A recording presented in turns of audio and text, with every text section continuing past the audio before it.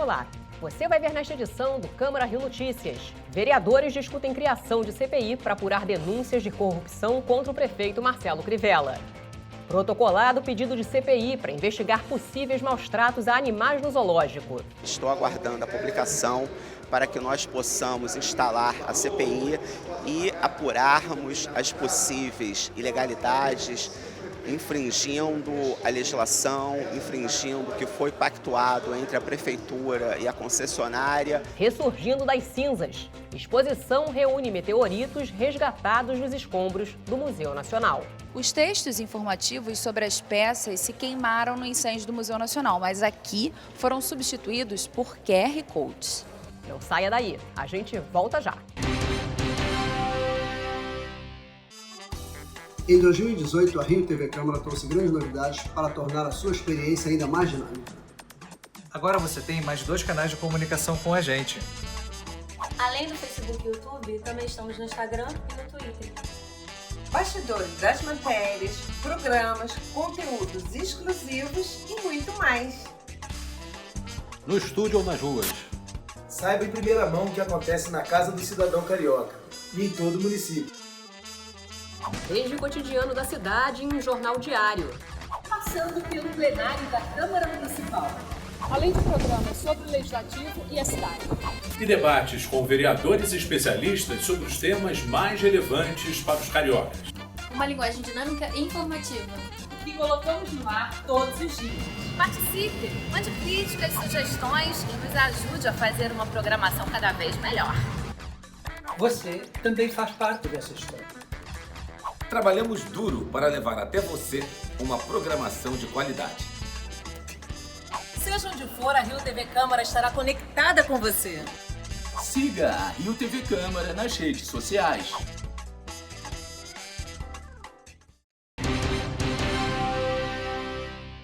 A gente começa esta edição do Câmara Rio Notícias falando de um pedido de CPI que foi protocolado na Câmara Municipal. O autor é o vereador Marcos Paulo. O objetivo da CPI é investigar denúncias de maus-tratos e até mortes de animais no zoológico do Rio. O parlamentar espera que a CPI seja aberta antes do recesso de fim de ano. Estou aguardando a publicação para que nós possamos instalar a CPI e apurarmos as possíveis ilegalidades, infringindo a legislação, infringindo o que foi pactuado entre a Prefeitura e a concessionária e responsabilizar aqueles que têm responsabilidade pela morte dos animais, pelo estresse que eles estão sendo submetidos e, principalmente, o contrato original previa que em até 24 meses o zoológico seria entregue à população em um conceito de bioparque, que é um conceito que a gente defende que é próximo a um santuário, onde os animais fiquem soltos, num ambiente próximo ao seu habitat natural e que o visitante é que fique enclausurado. É o que acontece nos países desenvolvidos e o que a gente defende para o bem-estar dos animais. Quando eu cheguei ao zoológico no sábado, eu encontrei condições insalubres. Por exemplo, um grande canteiro de obras, os animais em ambientes pequenos, confinados, então a gente via retroescavadeiras e motosserras funcionando a pleno vapor, caminhões entrando e saindo e os animais submetidos a um estresse muito grande. E eu entendo que a concessionária deveria prezar pela saúde e bem-estar desses animais. Na sessão plenária desta quinta-feira, os parlamentares apresentaram vários temas importantes aqui no plenário e também votaram projetos de lei em primeira e segunda discussão. O projeto de lei de autoria do vereador Major Eli Tuzalém, que institui o aplicativo Alunos nas Escolas, foi aprovado em segunda discussão. Entendemos que para os pais terem segurança do ir e vir dos seus filhos, né, saber o comportamento deles na escola, se faz necessário que todas as formas de tecnologia e métodos de controle sejam utilizados. Então, além da caderneta normal, a caderneta de papel, esse projeto ele possibilita a criação de uma espécie de uma caderneta eletrônica, onde o pai sabe o dia, o horário, como estão as notas do aluno, né, o roteiro que ele tem usado. O projeto de lei de autoria do vereador Paulo Pinheiro, com a coautoria dos vereadores Dr. Carlos Eduardo e Fernando William, que dispõe sobre o Conselho Municipal e os Conselhos Distritais de Saúde, foi aprovado em segunda discussão. É uma emenda apresentada pelas comissões. A emenda suprime o artigo 1º do projeto 1400. Peço aos senhores vereadores o voto para que a gente possa dar tudo isso que esse projeto tem a pedido dos conselheiros de saúde, dos 10 conselhos distritais de saúde. E os vereadores que estão propondo isso aqui acham que ele é inteiramente correto e faz com que o trabalho do controle social possa ser melhor executado. Durante a sessão, o vereador Tarcísio Mota se manifestou sobre as acusações que envolvem o prefeito Marcelo Crivella e falou da abertura da instalação de uma CPI para investigar as denúncias apresentadas. Nós estamos diante de uma acusação, e apenas acusação, muito grave sobre a prefeitura da cidade do Rio de Janeiro. Há uma acusação que uma série de pagamentos de despesas de exercícios anteriores foram liberados mediante pagamento de propina, feitas ao Executivo Municipal na atual gestão. É, por enquanto, apenas uma acusação fruto de uma delação de um doleiro preso numa operação policial. Mas eu não vejo situação mais clara e nítida a exigir uma comissão parlamentar de inquérito do que essa. O vereador Dr. Jairinho, líder do governo, defendeu uma apuração maior dos fatos antes da instalação de uma CPI. Eu tenho muito medo de condenação prévia, né? O rapaz que é citado na matéria, nem funcionário da prefeitura né? E aí é uma informação, numa delação que está em segredo de justiça, ou seja, que está em segredo de justiça, ninguém pode ter acesso, e tem o órgão competentíssimo, que é o MP, que está investigando. Então, é um rapaz que não é funcionário da prefeitura, e aí a gente esbarra falando o nome do prefeito, sem saber se há, de fato, algum tipo de envolvimento nesse sentido. A vereadora Tereza Berger e o vereador Raimon também se manifestaram a favor da abertura de uma CPI para investigar as denúncias contra o prefeito. Nós precisamos investigar e apurar os fatos, até para comprovar que o prefeito não tem absolutamente nenhuma responsabilidade nessa denúncia. Sabemos que denúncias de delatores sempre têm que ser questionadas, sim, mas é gravíssima esta denúncia. A legislação que fazemos para a cidade, ela está ancorada na questão orçamentária e, portanto, nas discussões de probidade administrativa. Eu acho que os vereadores que compreendem isso, na minha leitura, deveriam assinar um pedido de CPI. Porque é simples. A única coisa que se quer fazer é investigar. Durante a sessão, o vereador Jones Moura se manifestou mais uma vez sobre a questão da votação do projeto de lei que dispõe sobre o armamento da Guarda Municipal. Teremos essa reunião com o secretário de Ordem Pública na quarta-feira próxima, 10 horas da manhã, mas isso aí, imediatamente, todos os gabinetes já serão avisados, avisaremos também a toda a assessoria.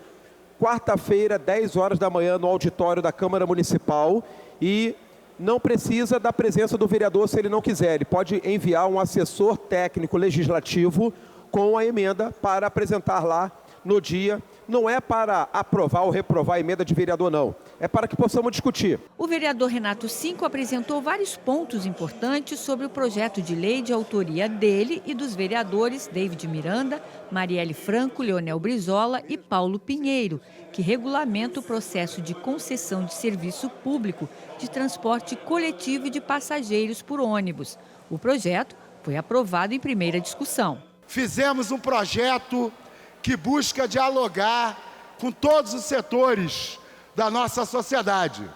Fizemos um projeto que muda a maneira como se faz as concessões das linhas de ônibus.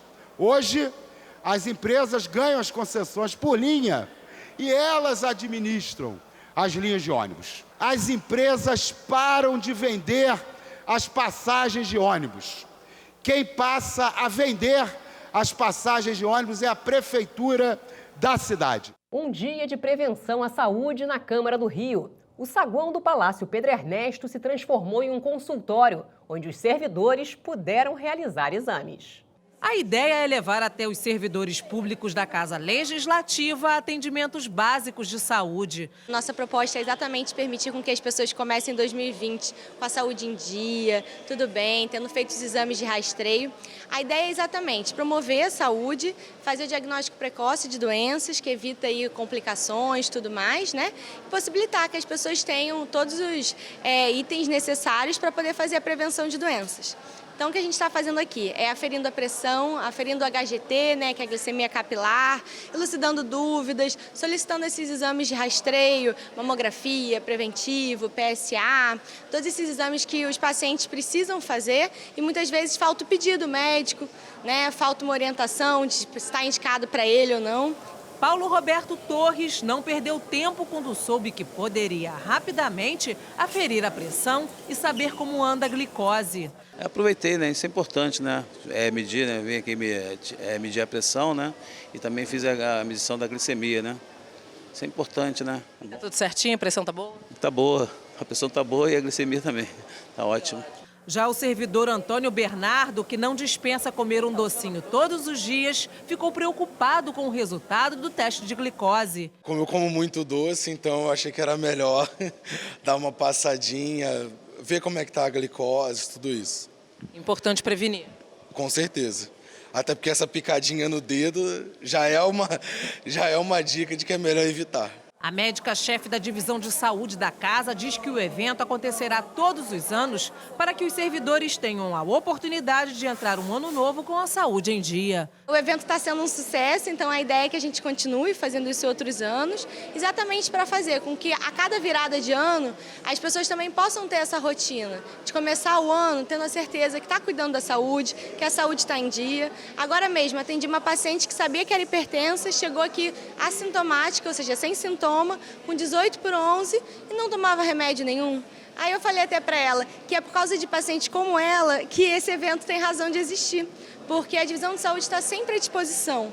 Mas a partir do momento que a gente está aqui no saguão, a gente acaba incentivando, né? Com que a pessoa venha, com que a pessoa lembre. E tem aquela questão também do período. A gente está aqui hoje, então ela vai resolver hoje. Senão todo mundo fica deixando para depois e acaba com aquela cultura de eu só vou tratar quando eu estou doente e não eu vou prevenir as doenças de acontecerem. Comissão de Finanças, Orçamento e Fiscalização Financeira realiza audiência pública para discutir situação financeira do município. Vereadores se reúnem para emitir parecer sobre emendas ao Orçamento Municipal de 2020. Comissão de Educação organiza audiência pública para receber demandas da comunidade escolar da região central da cidade. E Câmara do Rio entrega a medalha São Francisco de Assis à subsecretária de Vigilância, Fiscalização Sanitária e Controle de Zoonoses, Patrícia Nunes Bastos, e a delegada titular da Delegacia de Proteção ao Meio Ambiente, Marcelena Julião. E você vai ver no próximo bloco, inaugurada exposição que reúne meteoritos recuperados dos escombros do Museu Nacional. Acompanhe as sessões plenárias da Câmara Municipal do Rio de Janeiro de terça a quinta-feira, de 2 às 6 horas da tarde. Aqui os vereadores usam a tribuna para falar de temas ligados à cidade e também apresentam, discutem e aprovam projetos de lei de interesse da população carioca. Não perca as notícias do Legislativo Municipal aqui na Rio TV Câmara.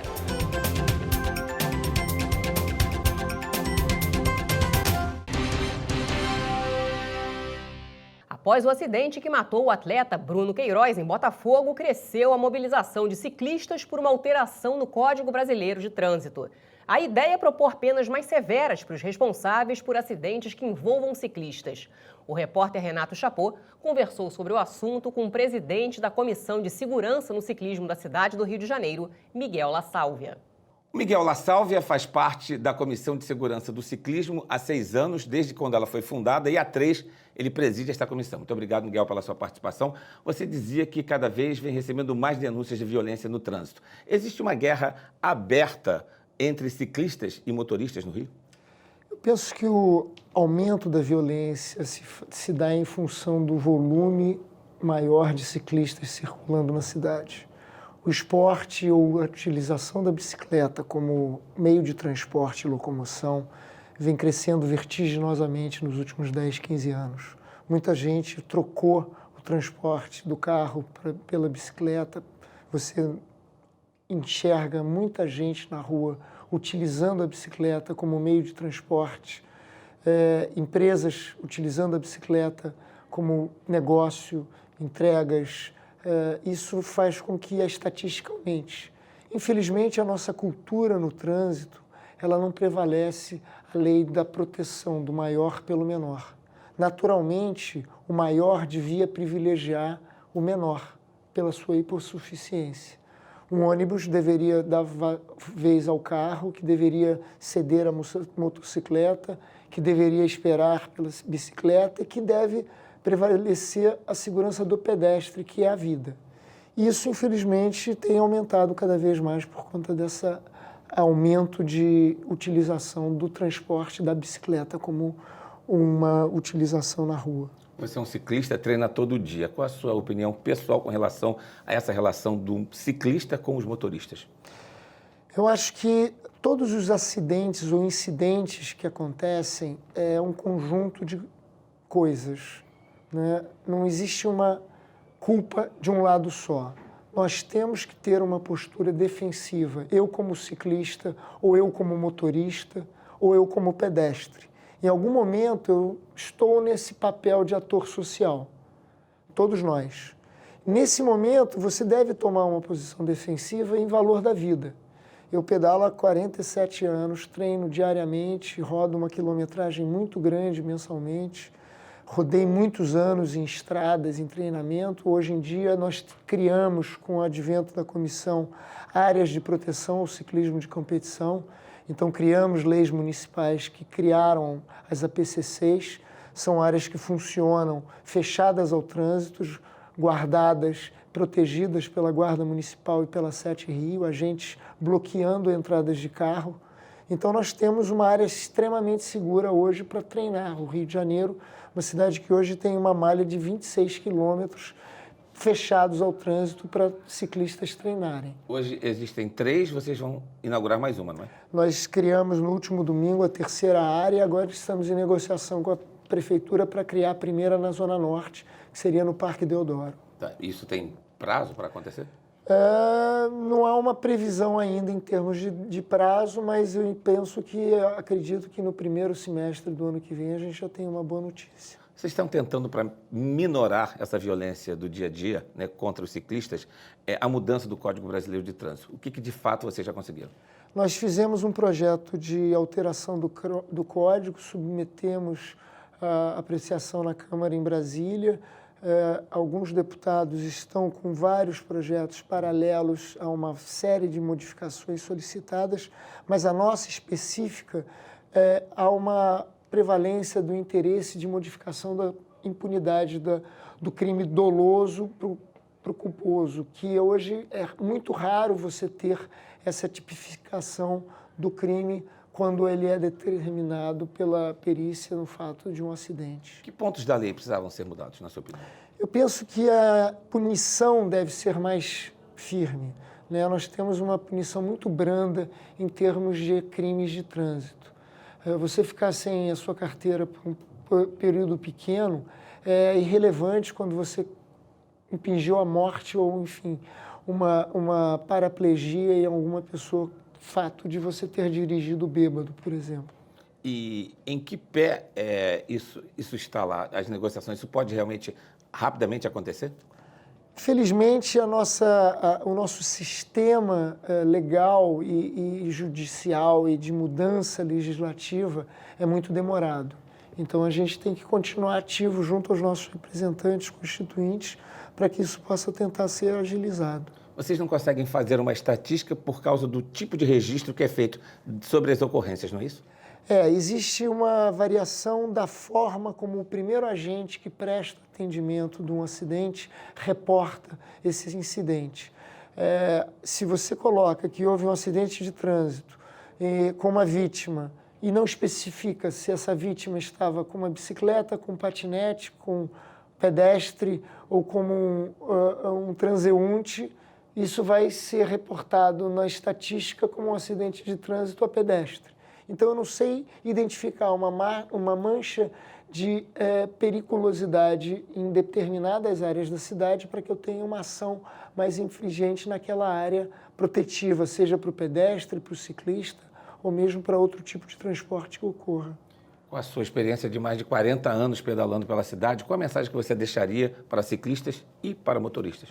Sobretudo, proteção à vida. Eu acho que todos nós temos que parar e pensar, refletir sobre a vida de todos, ela deve prevalecer sobre qualquer situação, sobre o tempo que você está atrasado, sobre o teu treino, sobre a sua transporte, de onde você vai para onde você chega, e pensar no próximo. Acho que a gente deve sempre pensar primeiro no outro, que você vai ser mais protetivo em relação a isso. Muito obrigado. Conversei com Miguel La Sálvia, presidente da Comissão de Segurança no Ciclismo. Ingrid. 39 objetos resgatados entre os escombros do Museu Nacional estão reunidos em uma exposição no Museu de Astronomia em São Cristóvão. São, na maioria, meteoritos recuperados um dia após o incêndio que destruiu as instalações do museu. A exposição foi aberta nesta quinta-feira e fica em cartaz até o fim de fevereiro. Duros na queda, os fragmentos de planetas desintegrados ou de asteroides que atravessaram o espaço sideral e caíram na Terra estão entre os materiais mais resistentes que a humanidade conhece. E não foi de se espantar que aqueles que compunham o acervo do Museu Nacional tenham escapado das chamas que atingiram a instituição em setembro de 2018. Agora, as 39 peças que estavam lá foram novamente reunidas na exposição Ressurgindo das Cinzas, no Museu de Astronomia e Ciências Afins, o MAST. Até 28 de fevereiro, vão estar à disposição do público gratuitamente meteoritos metálicos, rochosos e muita informação científica. A maioria dos meteoritos de ferro é feito de ferro e níquel. Então é ferro mesmo, como a gente conhece o ferro, a gente chama o aço. Porque o ferro não dá na Terra como ferro, ele dá como minério de ferro, ele é transformado em ferro nas siderúrgicas. E sider quer dizer do céu, ele é feito, o ferro virar o ferro do céu. Os objetos espaciais costumam receber o nome das cidades ou locais onde são encontrados. Um dos destaques da mostra, o segundo maior meteorito do Brasil, Santa Luzia de Goiás, pesa quase 2 toneladas, o equivalente a 23 filhotes de elefantes, ou a 2 Fuscas e meio. Também a mais de 17 mil telefones celulares. A localização do Santa Luzia na exposição não é por acaso. O meteorito foi colocado aqui, levando em consideração a posição original no espaço sideral, integrando o sistema solar, mais precisamente entre Marte e Júpiter. A escala planetária permanente no Jardim do Observatório Nacional ajuda na compreensão da Via Láctea. A chefe do Departamento de Geologia e Paleontologia da UFRJ conta que esse entendimento da ciência sobre o universo é recente. Os meteoritos sempre caíram na Terra desde antes do que a Terra se formar.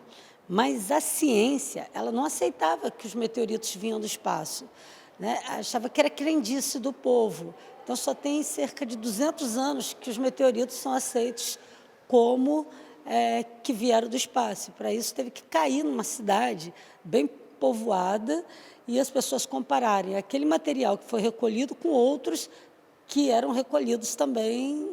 E aí você vê que é o mesmo material. A tecnologia não ficou de fora da exposição.